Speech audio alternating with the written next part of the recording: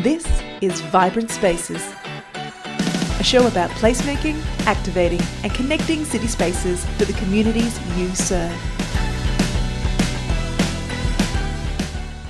Welcome, friends, to another Vibrant Spaces podcast. Thank you so much for joining me, Emily Craven, CEO of Story City, and Tim Souza, Head of Community Activation at Story City. Today, we have a wonderful episode for you.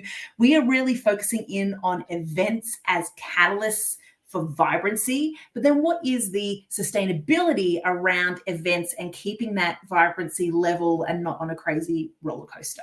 So I think one thing that I find really interesting about events is that there's kind of two components to them. So people build this infrastructure, whether it is a pocket park, whether it is a new plaza, it is a different park or a new square, or they've built something new that has beautified an area that is meant to be for community. And the automatic assumption is like kind of like a build and they will come thing. And very often that is just, it's unfortunately not the case. It's not the case. You build this beautiful infrastructure, but then the people aren't coming and they aren't filling that space. And so what a lot of people then default to traditionally in terms of making those new spaces vibrant, they've been beautified, but like traditionally what they then do is they then consider events to be the vibrancy piece, right?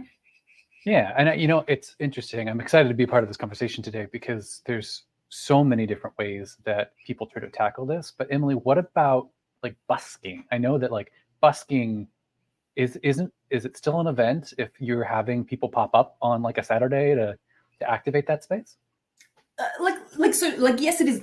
Yes, that's vibrancy, right? Like that's part of vibrancy, music in the streets. It draws people into a particular area. So say you like set aside X corner to put a busker in every Saturday, and like sounds and things will draw people to come in because they're like, oh, what's that? I wonder what's around that corner. But it's still an event, right? Because it's time locked, because it has a distinct start time and an end time. You can't have a busker there 24/7, right? You can have a busker there on Saturdays, on Sundays, or whenever it is that they have the license and they stand there to do that busking. Like if you're willing to kind of let go of the control reins a little bit there, but it's still an event. Having a busker there is still an event. A busker can still only be there for a certain amount of time before they've got to move on, whether it's organised by the city or a downtown bid, or it's organised because the busker is entrepreneurial and turns up on a street corner every day, right? Mm-hmm. And so, and then you get things like COVID, right, where events are also susceptible to being knocked out, right? And that vibrancy being knocked out. So, and I guess it's hard to account for those natural disasters. Let's call it. Let's call it that natural disaster. But anything, even like a heat wave, even if you think of like a festival, and say like we've been speaking to a festival recently, and the executive director had like a massive death in the family, which has completely derailed. Right. A festival because they were a tiny festival team, and so like even those like everyday life things, someone gets cancer or what happens, and then all of a sudden that event doesn't run, or it runs at a lower capacity. So you don't even need a pandemic for that, just general life happens, and then it affects your vibrancy, and so then you have infrastructure that's not activated with an event. So how do you activate it? Well, I think part of that challenge too is that vibrancy in specifically via tourism still is being measured on those pre-pandemic culture, right? And that pre-pandemic activity levels, because people have changed their habits. We were stuck inside for a couple of years. That's changed the way everybody is interacting with their spaces inside and out. Yeah, that's really true. I mean, yeah, and it's funny because you hear people be like, we're back to 70% of pre-pandemic levels. We're at 100% pre-pandemic levels. But as you say, like habits have changed, behavior has changed, culture has changed. So like visitation numbers are not necessarily a direct correlation to vibrancy, because what about the residential numbers, right? Like people are not coming into like the office anymore, right? Like people now where they're only coming into the office a couple of times a week rather than all of the week, and they have like remote working policies and all of that sort of thing. And so the residential isn't necessarily back in a lot of cities. right? And so that's a really big issue because the tourists can't be there all the time. Tourism is generally generated from events, right? Unless you're the big like New Yorks or whatever of the world. And so that tourism is generated by events. And if an event is not on, then, you know, you've put like a pocket pop-up store in there that all of a sudden gets way less traffic because you haven't built up the residential visitation and the residential visitation habit to make it consistent enough to step in when the tourism numbers are not there. Yeah, that's fascinating. So it's almost like asking the question, reframing that as what is going on with your local tourism, your people exploring their own city, engaging with their own downtowns again, I guess, which brings back up the question, is there a middle ground of designing for those people who are coming into those cities, because not everybody's in New York, like you mentioned, and those who are living in those cities who go out and spend money and keep that economy, those local economies going, and keeping that vibrancy active as the primary participants. Yeah, I think there's a couple of interesting examples. The first one that comes to mind actually is so the state of Michigan partnered with a platform called Patronicity, which was essentially a crowdfunding platform, but for local placemaking projects. So Patronicity, what it would do was it would run like workshops in the community, and it would allow the community to pitch then things like the redevelopment of an old school into a skate park, or like the creation of a simple pocket park, or it might result in a new festival that kind of would come up. And so the idea would be is that if the community could prove that they could raise half the funds from the community, then the state of Michigan would match the rest of those funds. Interesting. For that placemaking. And so as a result, they had a bunch of placemaking initiatives that got greenlit because the state or the local municipality didn't realize that there was so much support for this particular African-American cultural involvement in hip hop in this particular neighborhood, for example. Right. Yeah. And so there's been programs like that have taken the local and taken what matters to that community, matters to that local, and then when they show that the community is behind it, then they automatically just match those funds together. So that's very fascinating. It actually gets me excited about our conversations that we're going to have today with a city that does events so well, right? And specifically a city that most people wouldn't expect, that is currently kind of stepping out onto the global stage, saying we do events well for our own people, and we want to do events well to bring people in, so much so that we're bringing people in on a global scale with like FIFA coming up. So I'm excited to have this conversation this afternoon. Yeah, and like high five to Mayor Quinton Lucas. So the mayor of Kansas City, we met him at South by at the conference, the US Conference of Mayors that was running at the same time as South by. He connected us to all of these amazing innovators within his city. And I think that I just want to throw this out. The really interesting thing about the mayor is that he seems to have like raised the bar across the board in this city, I feel like. And you speak to people about him and they immediately light up from everywhere. Speaking to people in arts and culture, speaking to people in sports, speaking to people from like the Conference of Mayors, talking about something else completely different, and then talking about the fact that we're speaking to Kansas City and they light up because you mentioned Mayor Lucas. Like that's very rare. And from my understanding, like, most politicians need to like pilot something, and it seems like he doesn't. He's willing to take big swings. And rather than risk something being too small and failing because it is ineffective, right? Which I find really interesting, particularly particularly the streetcar in Kansas City. They have made that completely free to ride. It was an issue, and so the mayor was like, "Look, we'll just cover the fees." Which is massive and a potential political suicide, but like that's what makes him so beloved. Well, and when we talk about vibrancy and space, placemaking and engaging spaces in these following conversations, we'll hear more about it. But it's the whole concept that by allowing people to move around via their feet, jumping onto the streetcar easily, they're going to more events. People are wanting to come to the city It's one of those reasons that FIFA chose Kansas City out of all the cities that they could have been chosen in the middle of the US. They chose Kansas City because of these initiatives that Mayor Lucas has taken. So I think it's a phenomenal thing, and I want to give him as much credit as possible, 100%. It's rare that you find a mayor that is universally liked. And so thank you, Mayor Lucas, for connecting us to these wonderful people today. Speaking of people, Tim, do you want to introduce us to our first guest? Yeah, so our first guest is the Chair William Gregory of the Neighborhood Development Fund of Kansas City. Will has 25 outstanding years of on-the-job experience as a community relations manager. Literally, he knows everybody. Kansas City's he really does. Kansas City's public library system, the public affairs manager and senior writer, the Federal Reserve Bank of Kansas City have all been organizations that he has helped and been a part of. And so that's how he knows so many people. But he's now a founder of his own firm representing retail and restaurant and hospitality clients throughout the Kansas City region, and kind of providing pro bono consulting to numerous nonprofit initiatives like the Neighborhood Tourism Development Fund, as well as the board of KCPT. And he holds a degree in English from the University of Missouri. So he's hyper-local in that way. Yeah, and he's joined in this episode with Elliott Scott, who currently serves as the Director of Marketing Communications for Kansas City Sporting Commission. So he leads the editorial strategy and the outreach for KCSC and WIN for KC.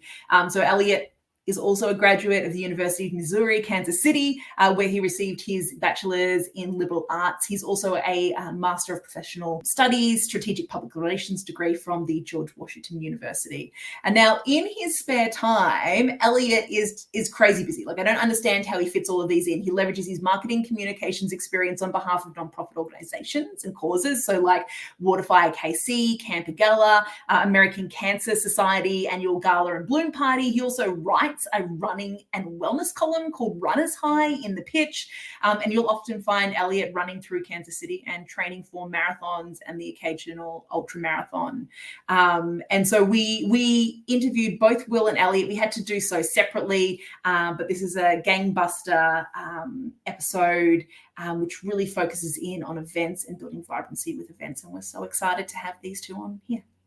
Absolutely. And I think my favorite part of both of these people is that Will mentored Elliott through his career path. So they're interconnected, interrelated. And I think the most fascinating part of what we'll be learning about today is both of them kind of operate in a nonprofit sector. So we'll get to learn more. Thank you so much, Will, for joining us today. You bet. Thanks for having me.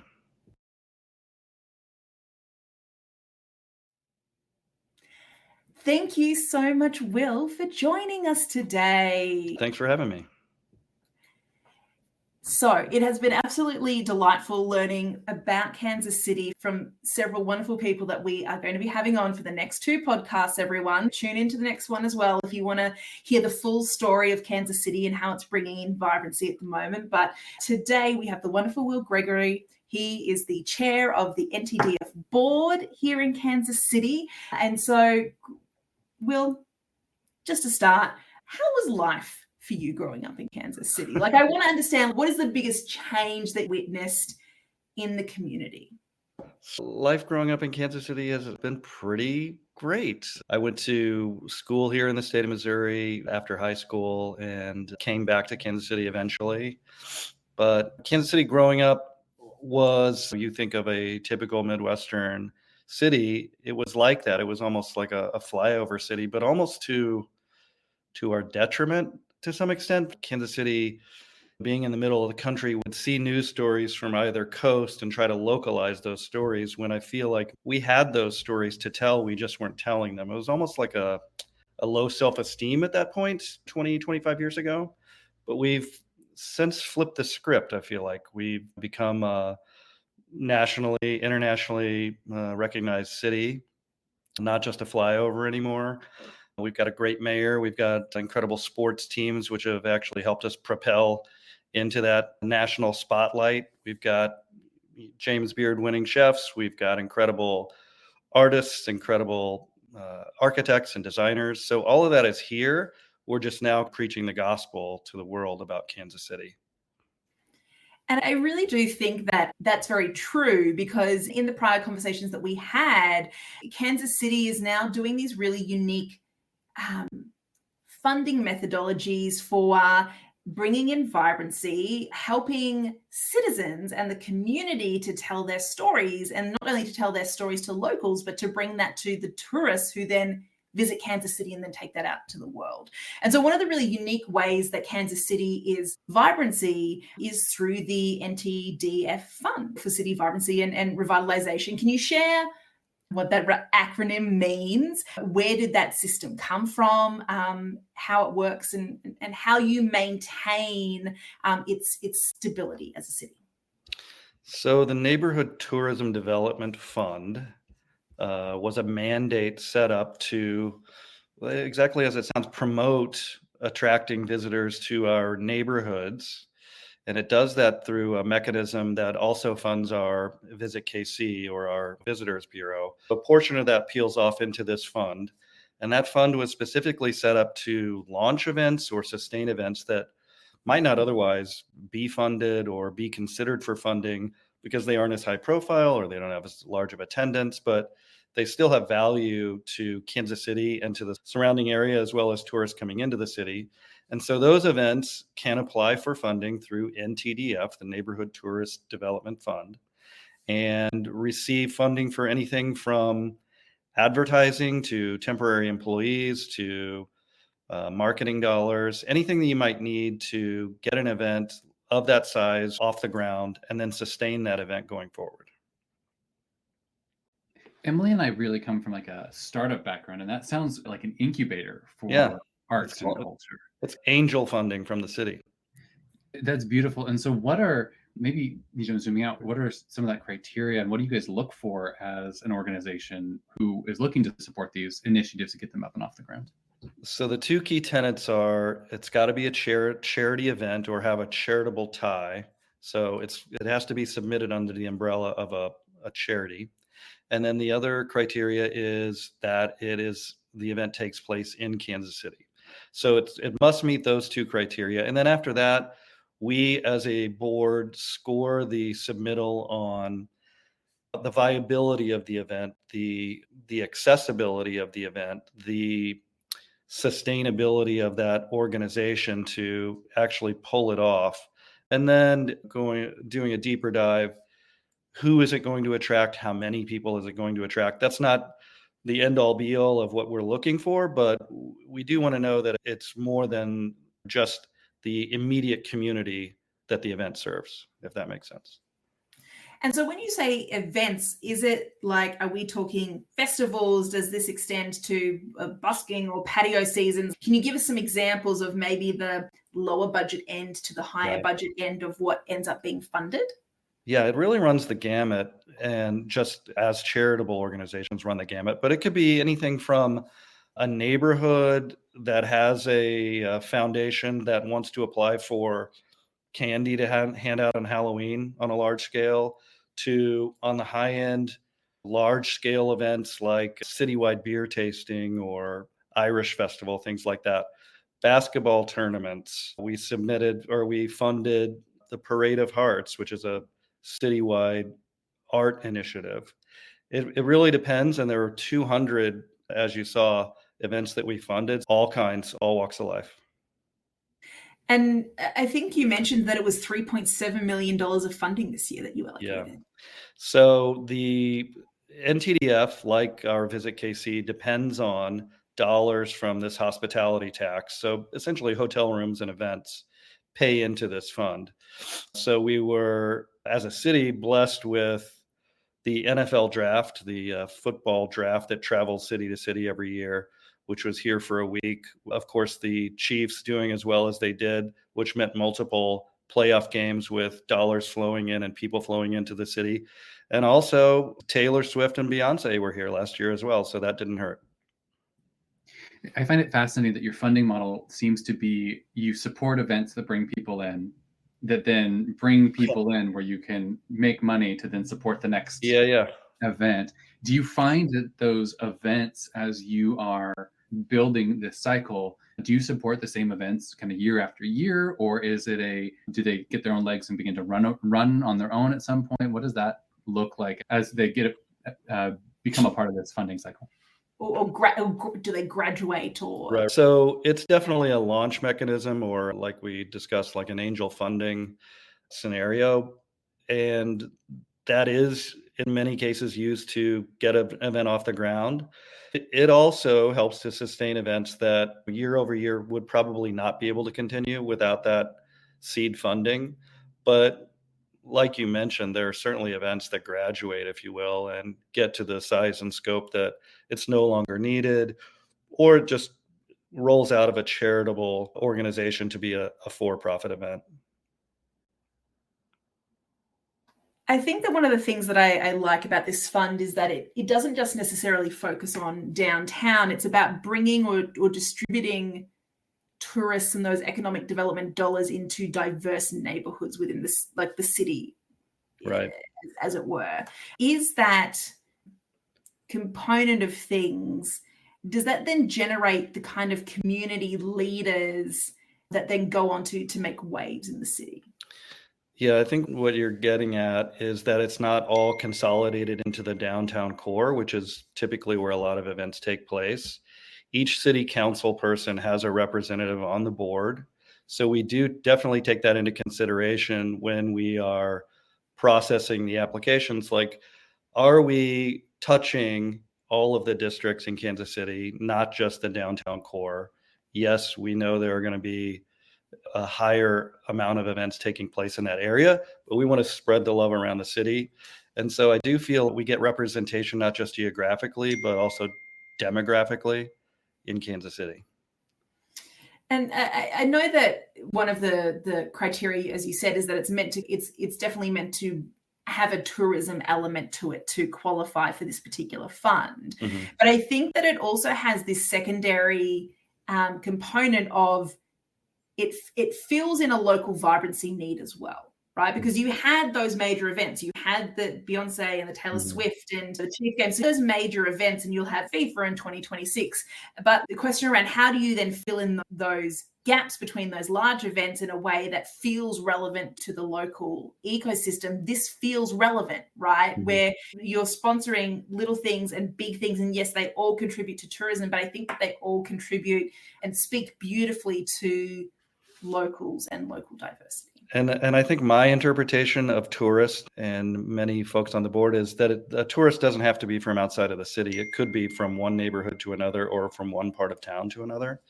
So it could be just a municipal tourist, if you will, going from out south to north of the river in Kansas City. Mm-hmm. So really building that interconnected vibrancy then of the whole community.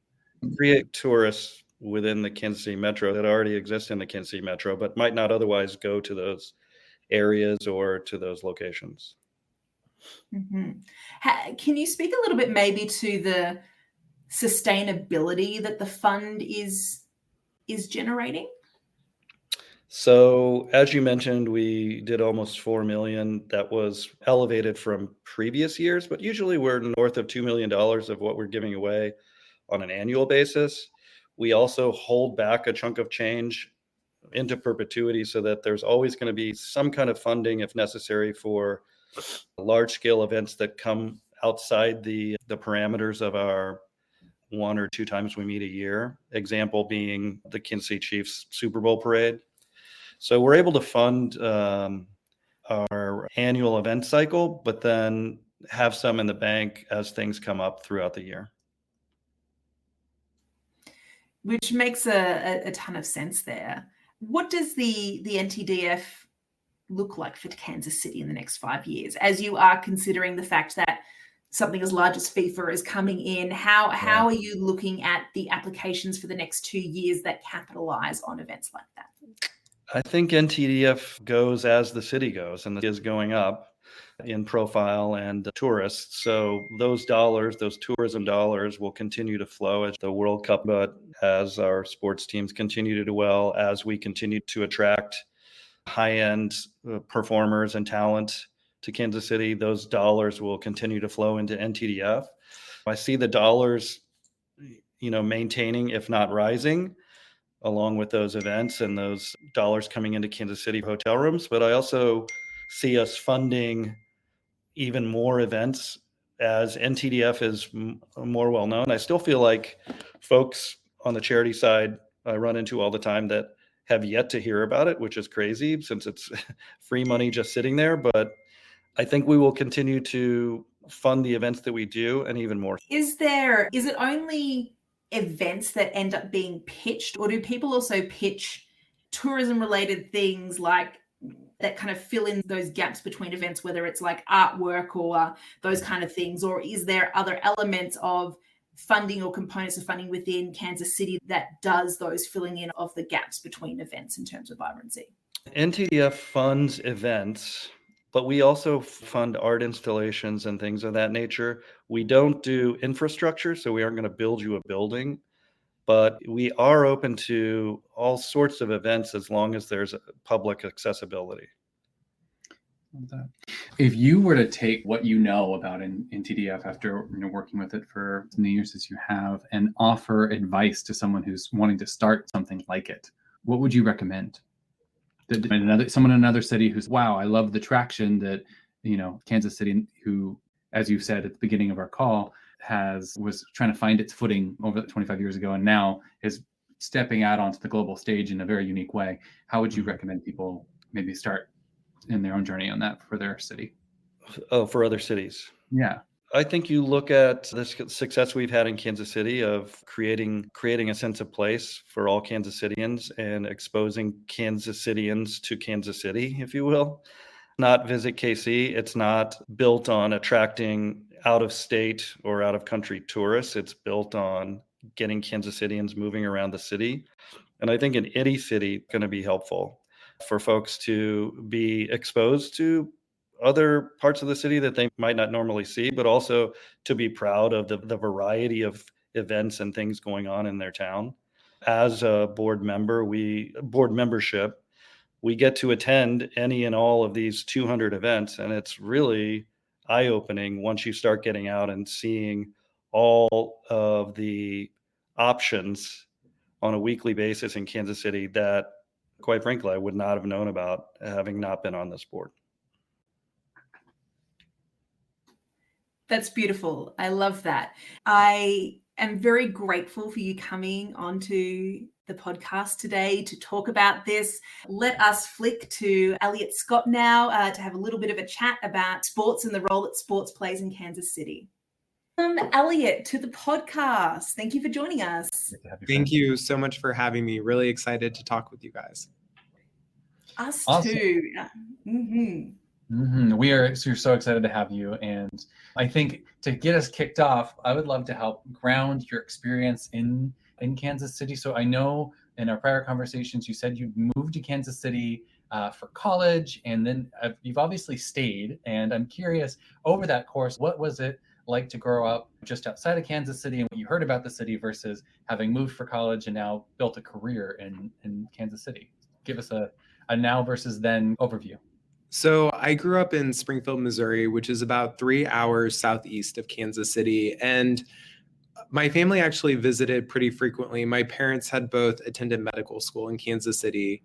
And then growing up, I remember coming to Kansas City for my sister's soccer tournaments. So even back then, soccer was very much a Kansas City sport. And when I came to college, I was just immediately impressed with the kindness of the people, the opportunity, the culture, and just fell in love with it. I didn't expect to, if I'm being completely honest. I had envisioned going on the East Coast, but definitely I think there's a reason they call this the Heartland, and I fell in love. Awesome. What was one of the biggest anchors that kept you or has kept you in Kansas City versus, any of the other cities that you were looking at for school and to move to, but B, that you visited, because I know that you travel a lot. So what is the thing that keeps you excited and anchored in Kansas City? The word kindness comes to mind. People here are authentically kind, and And a coworker of mine who came from the Pacific Northwest says he's met a lot of people that are nice, but Kansas Cityans are kind. And it's that small difference in that people are, I think, very authentic and grounded. There's a lot of humility, but also civic pride. And so it's a difficult combination of qualities that just make this a really special place to call home. Like you mentioned, I love traveling and love visiting other cities, but I'm always excited to come home to Kansas City. That's beautiful. And I think that's a great segue for us to dive into what's happening in the world of sports and placemaking in Kansas City, to start with this culture. I think one of the most fascinating parts of what I've heard from you is that this culture, how people are willing to try new things, do sporting events, support each other, that kindness that you were just mentioning. Can you speak to how sports and the culture of Kansas City create an amazing environment for A, you to do your job, but B, the kind of community that you guys have developed in Kansas City? I think recently, in recent years, we've seen society becoming increasingly polarized and divided on controversial issues. And sports has become one of those last refuges where people can come together from very different backgrounds with very different ideologies and still exist in the same space with respect for each other and camaraderie. And we talk a lot at the Sports Commission about sports in terms of economic impact, but community building is equally important. And when you look at Kansas City's success over the last decade, sports has been an integral part of that. Not just in the sense that we're excited and proud when we win national and international events, but it gives our residents something to come together around and to celebrate.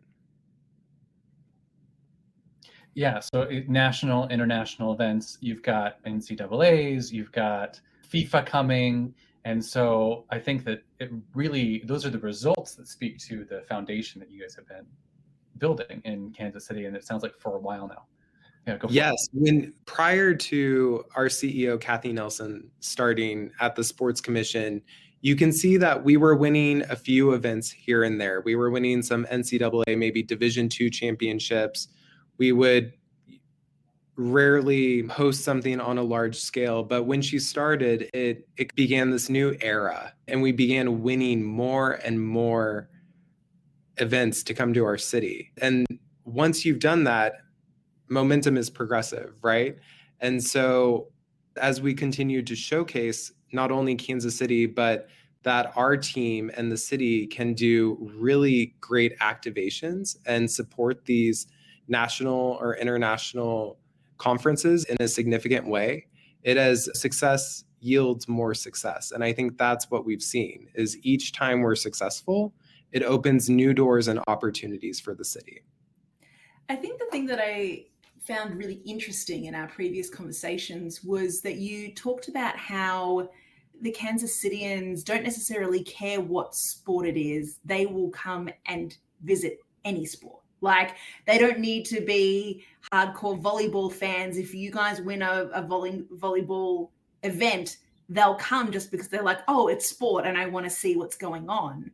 I find that a very interesting cultivation of does that contribute then to you being able to win bids for big things like a FIFA, for example, to those collegiate events?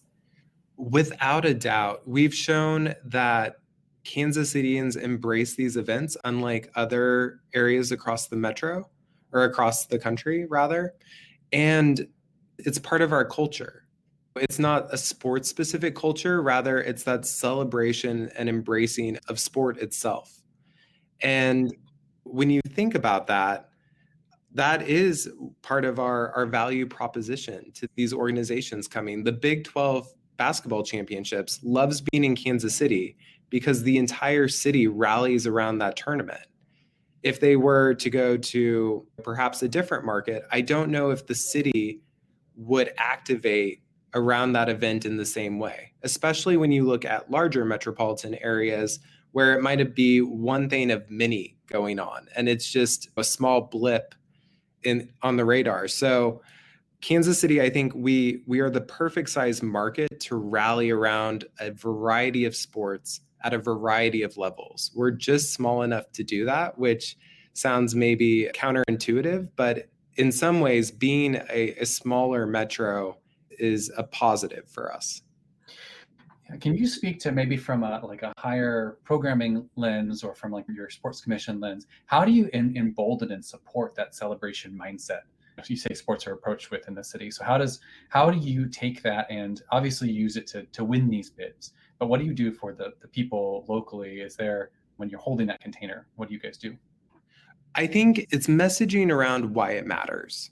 Ultimately, it means talking to our small business community and saying this is an opportunity for you to introduce your product or service to a different audience. For our nonprofits, there are charity activations that are possible because these sporting institutions come to town. And so it's seeing the various stakeholder groups and showing them the value that these events bring. And that's where it's so important to talk beyond just large-scale economic impact, but how this really impacts individual Kansas Cityans over time. I think that is something that a lot of people, when they hear the word placemaking, they don't necessarily attach sports to it. And I think that's a mistake, because placemaking is anything that knits together the fabric of a city and its citizens and makes them connect. So sometimes that is places. Sometimes that is like events that people hang their hats on. Like Albuquerque has a balloon festival every year, like whatever that might be. But I think I find how you guys placemake via sports, and you placemake via sports. You mentioned that it's more than just like tailgating parties, for example. Can you speak more to that? I know that you spoke to us about a marathon that you run. So maybe a little bit into how you build that kind of sports placemaking into that fabric. So at the Sports Commission, our mission is twofold. We attract these large sporting events that are often in venues like Arrowhead, T-Mobile Center, Children's Mercy Park. But then we also produce our own events that are fundraisers that tie into sports, health, and wellness. So you mentioned the Garmin Kansas City Marathon is one of those. And we put a lot of intentionality behind that course because it is an incredible opportunity to show someone 26.2 miles of the city. And so to your point, placemaking plays an incredible role in that, making sure that we are showing not just maybe the top 5 locations people think of in Kansas City, but also showing them various neighborhoods or monuments that are maybe a little more out of the way, showing them a side of Kansas City that they might not have ever seen if they hadn't run that race. And so that's an event that's very special to me, not just because I'm a runner, but because I truly think it's a unique experience that showcases Kansas City unlike anything else. Showcases Kansas City, you're in a world of pain. That's what my body tells me. No, that's beautiful. And I find it interesting in how that activates that space, because I think the thing about a race and sports in general is that it's not just about the people participating in the activity, but it's the people who come to Sticky Beak to have a look at that. And I think that also does space activation as well. And I love the fact that the fundraiser, because a lot of sporting commissions look externally. And so they bring their things in, which then brings X amount of economic impact into city blank. But I think that the thing that I really like about this is that like you're doing the fundraising obviously to help then be able to fund the sporting commission in general, but that's not the reason why you do it.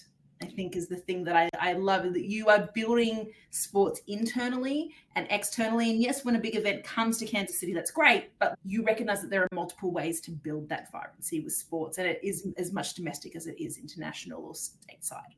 Yes, there are so many ways that we could fundraise, but we're very specific in the sense that we want to add value back to our community and opportunities for participation.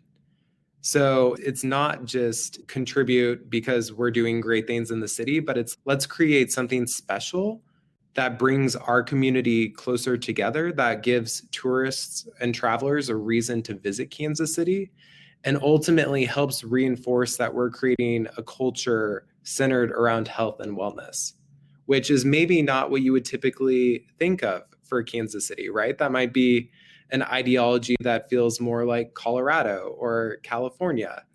And so it's very reaffirming to me that we are trying to improve the lives and the quality of the lives of the people who participate in our events.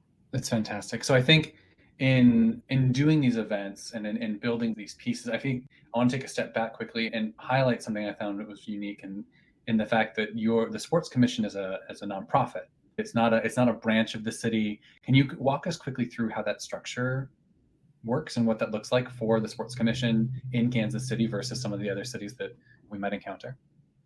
We are the exception to the rule. I think it's certainly easier for a sports commission to nest under a CVB in the city government. However, what we've shown is that not only do we eliminate a burden for taxpayers, but we can do it while creating additional opportunities for our community to be involved. And then part of the advantage is we are also not maybe as vulnerable to transitions in administrations or downturns in the economy where we're a budget line for a municipality. And so it allows us to maintain this consistent pace of operations. We're thinking not just 1 year, 2 years ahead, we're looking at 10 years ahead. And so having that consistency and being able to operate in that way has been a critical component of our success to date. And again, I think it's just incredible that more work, without a doubt, right? It would be much easier to just not have to do those fundraisers and those health and wellness events. But then I think that would take away something from the city.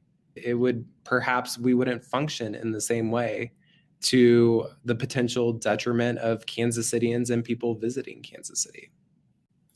Yeah, I think it's a delicate balance, right? And it's also seeing like how, as you say, like that momentum that gets built. I think that more and more we're proving these days, particularly post-pandemic, that it's local buy-in. And a lot of tourism is local buy-in. It is word of mouth from local people, and then those local people being welcoming and being excited that other people are there. And I think that it builds on that sustainability of a city in general. And so I do wonder, like, you attract all of these events to stadiums and you build up those local excitement around those events. I'm interested in, so that has a kind of a sustainability on its own. The more events more success begets more success. And sometimes that's a little bit scary because it means that like you're one CEO change away from like something going potentially wrong. And so I wonder, like, when you're thinking about that sustainability, that 10 years out, that kind of that sustainable vibrancy, how are you making sure that like post the exposure of these amazing events that you're bringing in, that you can then leverage vibrancy for the long term? That's a great question. The first thing I think about when you talk about being maybe one CEO change away from a different direction is talent retention is key, not just for our organization, but I think many organizations across the country are dealing with this. And we have been especially lucky in building a culture that retains talent and institutional knowledge. So for example, our director of event operations, Josh Zabel, has been here for over a decade. I think he is one of the best event operators, not just in Kansas City, but probably in the Midwest. And so it's creating a culture that values institutional knowledge and expertise. And we see that not just within our organization, but outside of our organization as well, where our partners, whether that's at the city or the Kansas City Area Development Council or the Chamber of Commerce, there's a lot of mutual respect for our respective expertise. And that yields collaboration that feeds into the sustainability you're talking about. Because when we're all operating together as a team and collaborating in step, that's how we achieve these incredible things like being awarded, host city duties for a FIFA World Cup. And it's something that I feel lucky that we're able to talk to you, because you are also part of the planning organization that is looking to build vibrancy around FIFA in 2026. And when you look at, and so that organization was a non-profit that was spun up specifically for that event, because it's going to be massive. You know that it's going to need its own kind of think tank at the start of it to really take advantage of that. And that think tank, I believe that you mentioned as well, also helps you with the fact that, you know, Kansas City's on state lines. And so there's a lot of politics that go into being mixed over state lines and those sorts of things. So that helps you keep everybody together for a common goal. And so you talk about that retention of people within those organizations.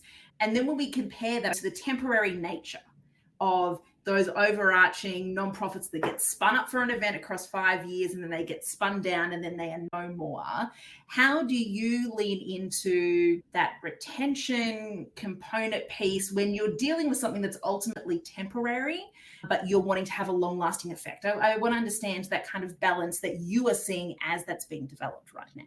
KC 2026, which is the nonprofit organization you're alluding to, it has its own independent staff, right? And is currently in the process of growing, but they also are leveraging shared resources. And that's where I come in. As a employee of the Sports Commission, I also have duties and deliverables tied specifically to that project. And so I think that is a really great way to ensure that they do have people with institutional knowledge around these sporting events, and that they are assembling a team of people that might only be working on that project in the short term, but have credibility that precedes it and will continue after. And I have no doubt that my KC 2026 colleagues will be very much involved in Kansas City activations to come, just because not only of the learning experience, but because of the value they're showcasing and how we're developing that project for the betterment of Kansas City. I think that really speaks to kind of your collaboration, hard work, and quite honestly, I think one of the words that came up in our last conversation was the word humility a lot, of how that defines as tones to Kansas City of we're going to work hard, we're going to put on this event, and then we're just going to trust that our work shines our abilities and showcases our knowledge. I think that piece of that collaborative, those pieces that feed into that collaborative nature are really fascinating. And so when you're looking at that FIFA and that you've been planning for this for a while, the ways that you want to take advantage of, or that you're seeing this KC 2026 take advantage of the fact that you're bringing thousands of new bodies to the city of Kansas City here in a couple of years. This is, without a doubt in my mind, a once-in-a-generation opportunity to define how Kansas City is seen, not just on a national level, but on an international level. For many people, this is the first time they're going to hear the Kansas City story. And so there needs to be so much thought behind not just the marketing and communications piece, but the experiential piece. What do we want them to take away? Whether they've been here once, whether they've never been here, whether they like to come every year. It is a defining moment for our city. And as scary as that is to say, also incredibly exciting, because not everyone gets the opportunity to define their own narrative in that way. And so the KC 2026 team is very much thinking about not only how do we put on a world-class event that meets all of our deliverables to FIFA and makes them very happy that they chose Kansas City, but how are we changing the trajectory of the city in a positive way, the opportunities there. Of course, there are challenges with that. That's not something we take on lightly, but one of the added values of doing an event of this size and scope. So what are some of those things that the KC 2026 is thinking about? Transportation, housing, where are these people going to stay? What kind of things are you say that you're really taking a step back and looking at how it's going to really provide you opportunity to tell your story, and then people are going to need to land somewhere. What are those things that you guys are thinking about that the average person may not think about when they think about FIFA? I think about my favorite team. I think about who I want to cheer for. But what are you guys thinking about that we may not have a lens to? So transportation is such a big piece of this. We are different than some other metro host cities in the sense that our public is not on the scale of, say, a New York or a Los Angeles potentially. So we have to devise a way in which we are getting a large amount of people, not only from the airport to the downtown corridor, but also to wherever the FanFest site location is, out to the venue, and then making sure that regionally people can easily access the city. And one of the opportunities, I think, is showcasing how easy to maneuver around Kansas City. Something we heard when FIFA was evaluating various host cities was they were impressed with how quickly they could get to the stadium from downtown to the various potential training facilities. Kansas City by car is an extremely easy place to get. You can get almost anywhere in 20 to 25 minutes. So there's an opportunity there, but it also begs the question, what does the future of transit in Kansas City look like? As the city continues to develop, where do we need to invest in additional infrastructure? And I think when you look at the Kansas City streetcar, that's a great example. They tested a relatively small stretch of it and saw that it was very impactful and successful. And we've seen how that drives opportunity to businesses along the corridor and also changes just how people move about in the city. And so using the FIFA World Cup as a lever for responsible development is definitely something that we have to continue thinking about. And I think transit is one of the biggest opportunities.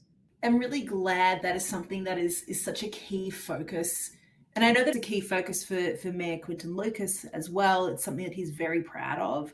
And because essentially it's the Olympics ghost town issue, right? Like, how do you make sure that you do not have ghost town infrastructure that is not useful post an event? And this feels like a very organic, and I'm sure you have urban planners that are on the board and whatnot that are all considering what is that long-term point of that. One thing that I did want to throw into the mix here is that a lot of times when you think sport, you think male-centric sports, but Kansas City is one of the places that has made global news as the first women's soccer games hosted in the KC Current Stadium. And so I wanted to get an understanding, bringing that equity lens into sporting in general. You're completely right in the sense that sports has typically been dominated by the male athletes and divisions in conversation, not just when you look at revenue and ticket sales, but also media exposure. And so it is important to understand how revolutionary the Kansas City Current is, not only in building CPKC Stadium, which is the first one in the world purpose-built for women's sports, but also just, I think, showing how communities do rally around women's sports when given the opportunity. That to me is the biggest thing. And an example I will give is when I was at a bar watching, it was the women's Final Four a few years ago. And they initially did not have the game on the screen. So we politely requested it. And when they put it on, you could see a noticeable shift that people started paying attention to that over what was on the other screens in that bar, because people saw how competitive it is, how exciting the sport is. And so part of it is just exposing people to the athleticism and how compelling women's sports are in general. One of the things that I'm really happy that the Big 12 Conference did this year was they decided to move the women's tournament to T-Mobile Center.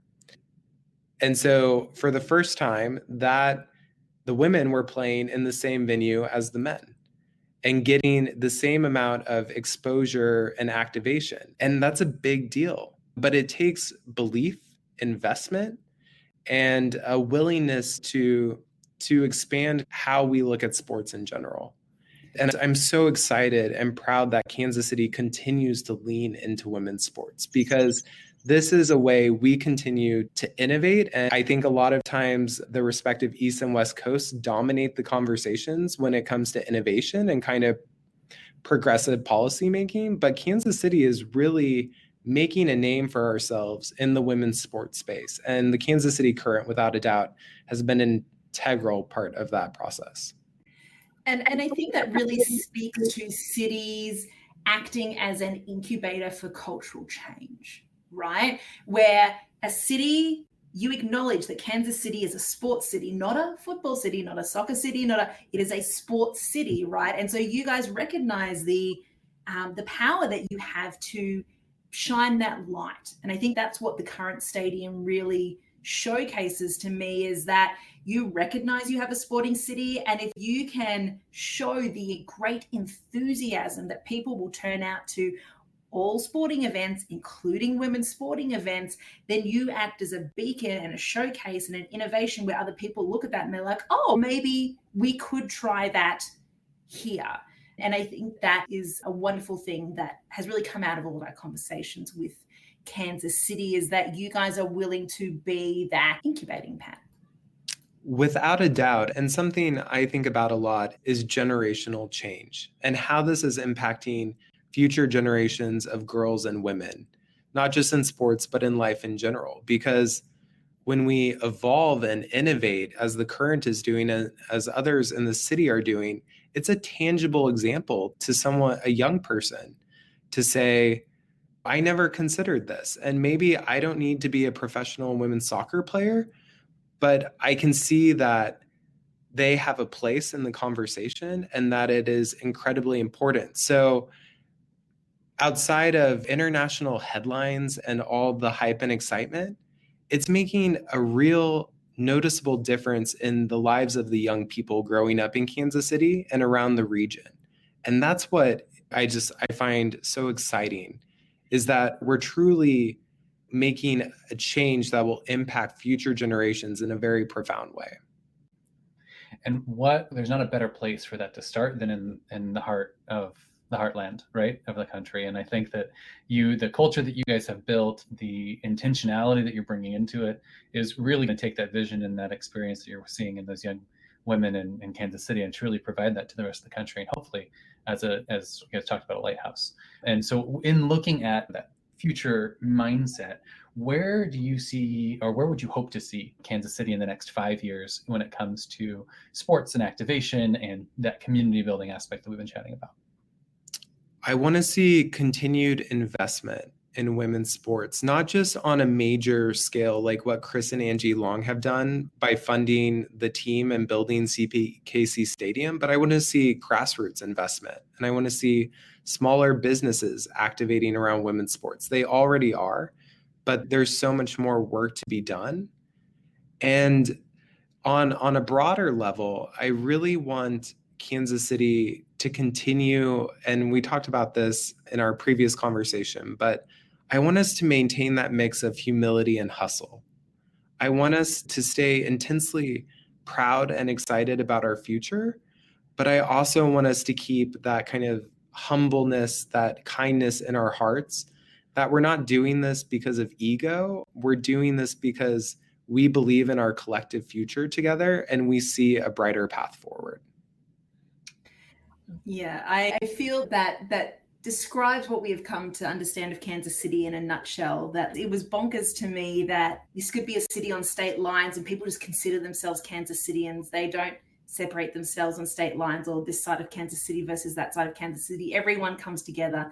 They are from Kansas City, and that is who they are. And I think that there's no better testament to that than the things that you are building.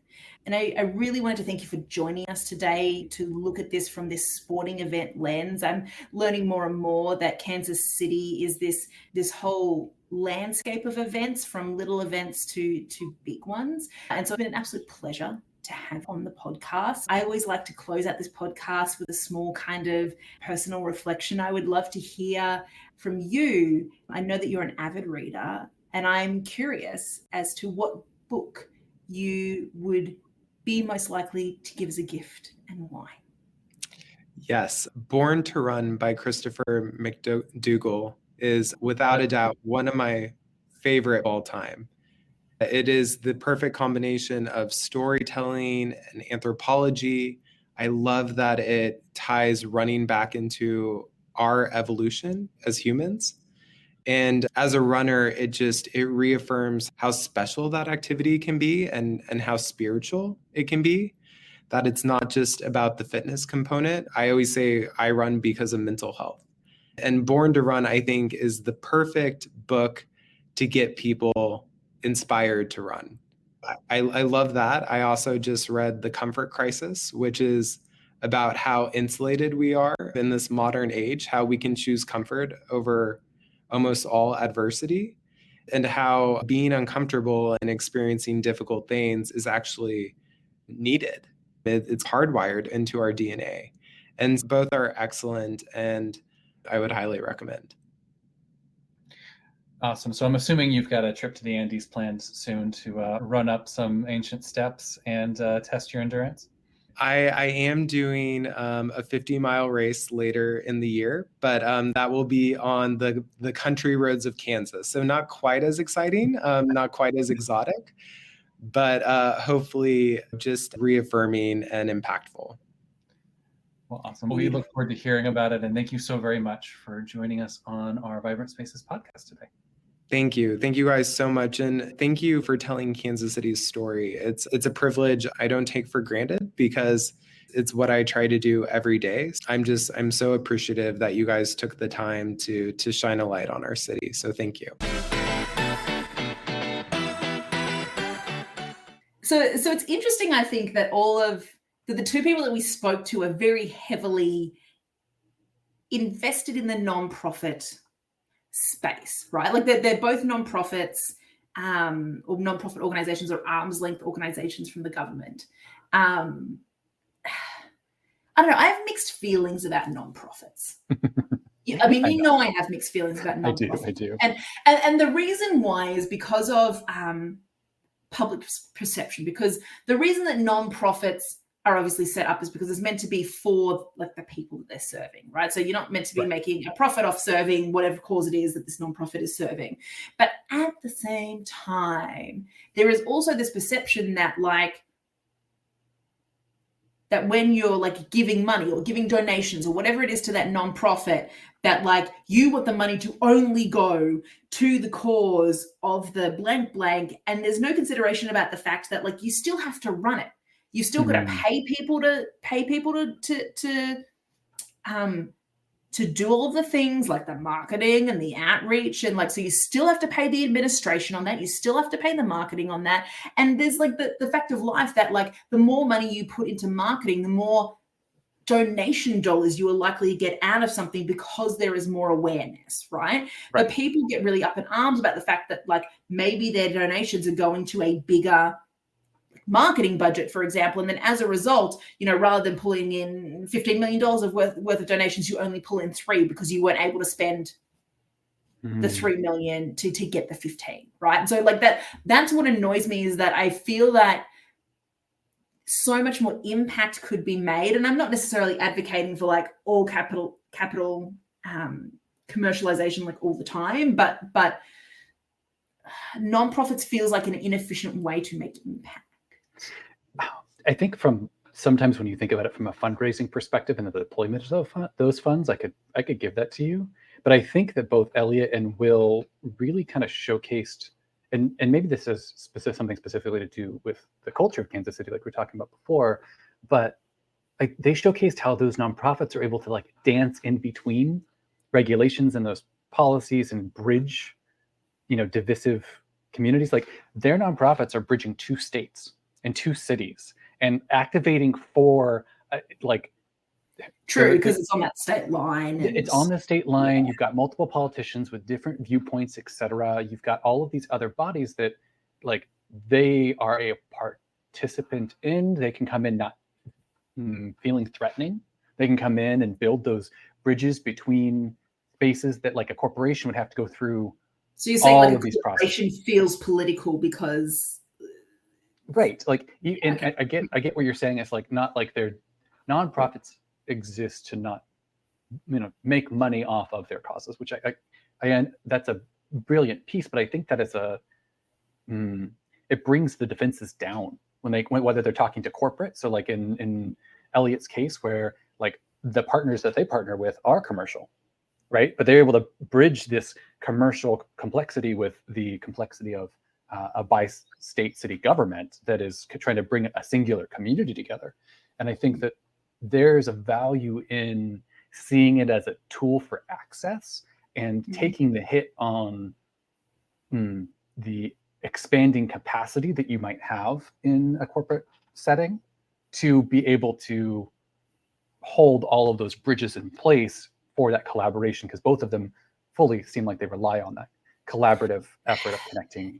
Yeah, and I think, and it does work well. It does work well in Kansas City, and I do wonder how much of that is like the culture. Like when we spoke to Elliott in the pre-interview, he was like, "I am a Kansas Cityan." Like he does not consider himself Kansas City, like Missouri, or he doesn't make the distinction of the state. He's like, "No, we are all Kansas Cityans, and we are all working to the benefit of Kansas City as a whole."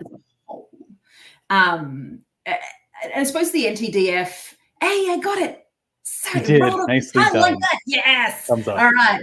So I suppose the NTDF, it's almost like a nonprofit that incubates other nonprofits. It's like a startup incubator, but for nonprofits, and for those events, because those events, their job is not to go generate billions of dollars, right? The same reason that like TEDx is set up as a nonprofit, it allows them to come in, create a fund that they can build and scale and grow locally within the city, but it's not they're there for the public benefit of whatever that event was set up for. And NTDF is just, I did it too. NTDF is just funding those, like incubating those smaller entrepreneurial people who are wanting to bring their community together, kind of in a repeatable, scalable piece. And I think the other cool piece, and I'm going to flip over to the FIFA part, like the 2026 organization that has been set up that Elliott gets to be a part of, I think it bridges that too. It's bridging all of those different dynamics in the city, helping kind of connect this major, massive event alongside all of those little events that NTDF is funding. Yeah, and I think that I think is probably how those work together so well, is that you have those massive events, which are revenue generating events, and they are income, economic development driver events into a city. But the culture of that city then allows for that local buy-in as well as the tourist buy-in. But I think that the great thing about the NTDF is that it fills that gap with smaller things. And similar to the example that we talked about with patronicity, like it is taking the communities and what the communities care about and the events that the communities want to run, and it is allowing them to incubate those and prove it out in the community, and for that community to support it into becoming maybe something bigger. Yeah, but it's still very much a build it and they will come mentality, though. Right? Like it is, like, because that's my question, like, where are they growing to, right? So this is the biggest year for NTDF. Like they gave out like $3 million plus in funding, and so how do you achieve sustainability for that, right? Because that fund comes from like tourism dollars coming in, heads and beds tax goes into that fund. And so obviously important for the tourist aspect to bring people in to be in those hotels. But at the same time, like how do you achieve placemaking sustainability? Because it didn't sound like that was a goal of theirs, right? Because I mean, there's no graduating out of the program. Right. Right. Because these organizations keep coming back for that funding. How would you alter that application process to maybe take into consideration like the growth that would be possible for those smaller festivals from the NTDF that are funded by the NTDF, that maybe like take advantage of FIFA? Oh, wow. Yeah, no, I think in answering that, it's really that. So like those organizations, NTDF funds, are also nonprofits, which, feelings aside, they're almost responsible for their own metrics in a way, right? So each of those nonprofits are responsible for collecting their own metrics, coming back to NTDF and saying, hey, this is how we grew, this is what we did. But there's not like unlike a incubator or accelerator where you have a structure of growth, right? Being built out. NTDF doesn't have this, like, you need to hit these kinds of metrics with your event for increased funding next year or for our continued support. And so as you look forward, the committee would like kind of evaluate for that, but I don't know how regimented it is. Yeah. Right, but it's based off of like tourism numbers and people they bring in, and they measure tourism, locally as well. So when you look at something like FIFA coming in, it's almost as if like FIFA is like you have the game, right? You have this game, it's massive. Let's just say 40,000 people come in for the game from all over the world, and then they're just sitting in the city and they want to. What else do they do, right? I think I would maybe alter and be like, how are they connecting the people who are coming for that game to these other little events that are happening this year? That it doesn't sound like the NTDF is planning for 2026 at the moment. They're really just planning. They'll plan for 2026 in December of 2025. Like as far as I think that would probably be the main tweak I would make, like to an application process, is that rather than asking people to pitch for just the next year, I would ask them to pitch for 2. And look, their growth plans for 2025 to 2026. So I would ask them where the idea is that second year of funding is contingent on them delivering what they say they're going to deliver in 2025. So you're having them as a festival considering growth, considering the fact that this massive event is going to come, and that can help catapult them into the eye of the visitors that are coming.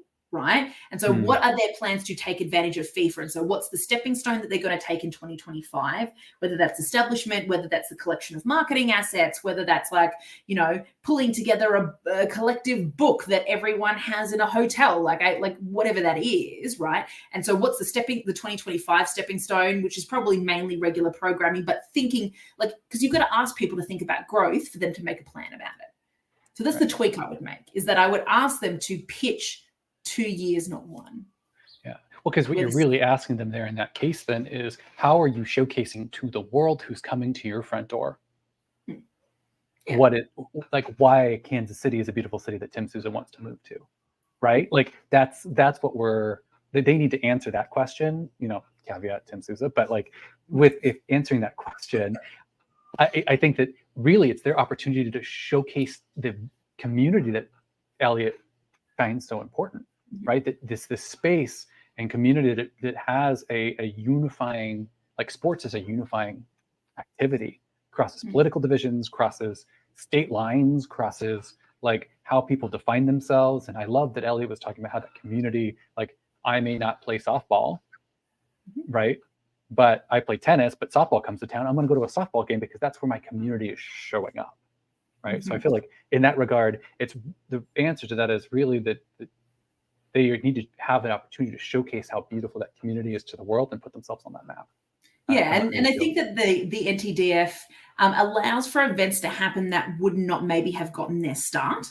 And so it allows them to build that start and to build that culture and community. And so the thing would be is that how do you then plug it into the cultural zeitgeist, and just asking people to think about that. Even if you maybe don't necessarily evaluate on it, but you're asking them to give an explanation of it, I think would be very helpful, because then what would then happen is that you would then get people thinking about, how do people know that their festival happens on an annual basis, right? Outside of festival time.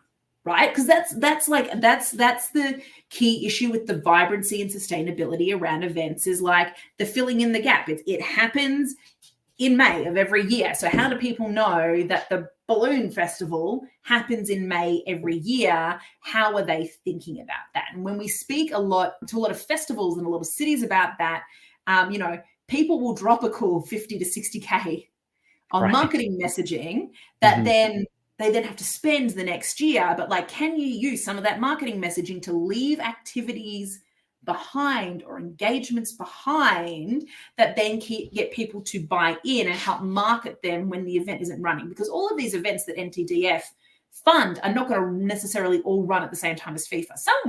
Some will run at the same time as FIFA, but others will not. And so how can those festivals, what do they do that's to leave a permanent mark? Event? Correct, to leave a permanent, and whether that's a physical mark, whether it's something what Story City does where they leave a digital mark, where, could they actively record music performances, busking performances, and place them digitally in an area that anybody could access outside that festival and be like, oh man, that parade looked freaking awesome. I have to make sure that I come back in May next year to that marathon that Elliott was talking about, right? Or the marathon, exactly, right?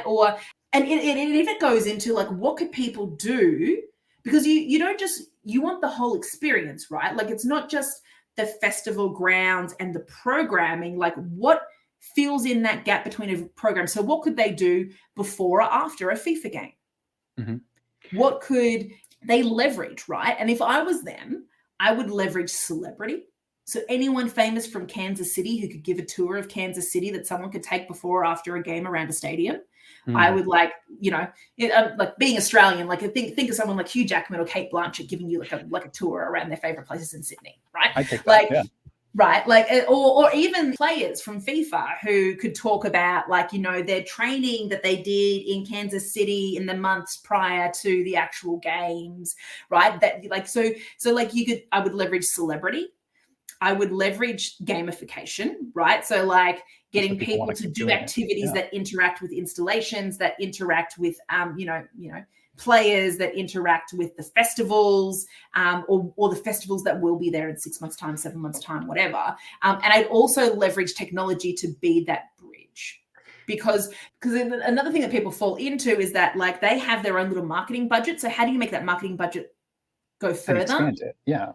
And so you collaborate, right? You collaborate with that. And like technology, if you're using technology to do activations like this, like what Story City does with like outdoor escape rooms and walking tours and choose your own adventures, like it's a single platform that everything exists on the same platform, right? So if you come on for X festival, you see that the content for Y festival as well. And so like X festival may have only had $100 to market, but Y festival also had $200 to market. And so combined, it was $300 to get people to see the same content, right?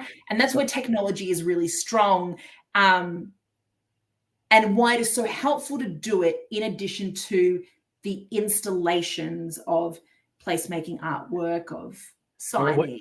Right. What you're really thinking about is that kind of user experience of people who are living in the city, right? Like people live in the city. What is their 24-hour life cycle?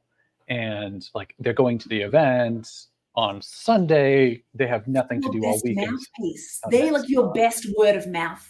Right. Everything. And so if you're leaving things for them to stumble upon, they then tell the tourists that they then serve at the restaurant, that they then, the concierge in the hotel talks about. Like, right. You want to bridge those two.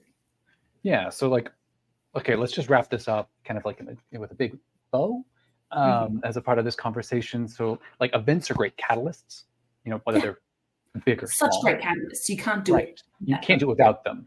And so the sustainability between those events is something that we would really encourage a city like Kansas City to truly think about, doing it somehow because they have such a big event globally coming, and because they have big events all the time, the NCAA, et cetera, that come to the city. Right. So hitting demographics, because it's like small events that NTDF funds, the medium to large events that like the Sporting Commission brings in, but they'll bring in students versus, big events versus, a Taylor Swift. Right. So so having that breadth, that variety, rather than niching yourself too much. Yeah. So it's really balancing that tourism piece too. Right. Because what you're saying is you want local people engaging with their local community in their city to be those hosts for those tourists that come in from outside and the people that they interact with, et cetera. So, I think considering the climate as well, like there's definitely like, it's clear that Elliott and the Sporting Commission have built this sustainable momentum out of the Sporting Commission it's now a culture where their local people will come to international events and they just turn up because it's what they kind of bond over. But I think that something to really consider is that in this current climate of inflation, people are more likely to travel in their own city than visit somebody else's and spend money, right? So your offerings need to be non-traditional tourism, and they need to be evergreen as much as they need to be events. True. So, and because events are great collators of people, events are the call cards. What's the juice? Right. Yeah, because make Sousa want to move there. Well, events are like basically your marketing engine. They bring attention to the things that wouldn't otherwise be, to locations like Kansas City that otherwise people wouldn't turn their heads to. Right. So how you get people coming back, feeling safe and feeling like they belong in an area in the city. Those large events, without those large events, they wouldn't have ever explored in the first place. Now, they need to provide an excuse for this. You to come back, right? An excuse to come back outside of the event, right? And I think that some of that is answered in our next episode. I think where we find the component of Kansas City where they start filling in some of those gaps. And so next week, we're staying in Kansas City for one more episode, and we'll be talking to Melissa, the assistant city manager, and her amazing creative director, Jared, who are going to walk us through. Yeah. Everyone loves he's like Mayor Lucas. Maybe they're friends. But they're going to walk us through how you design a city, like a city and the city departments to build creatively and sustainability to start filling in the vibrancy gaps between not isolated events, but between self-contained events. We are so excited to continue this conversation in Kansas City. Thank you for joining us today in this conversation about events. And I know that we kind of did a little bit of a debate here at the end, but it is amazing what Kansas City is doing with the structures that they have in place and the community that they've been able to build of people who are excited to host this large 2026 incoming experience that they get to host. 100%. We'll see you guys next week. Until then, have an adventure. Cheers. The Vibrant Spaces podcast is produced by Story City.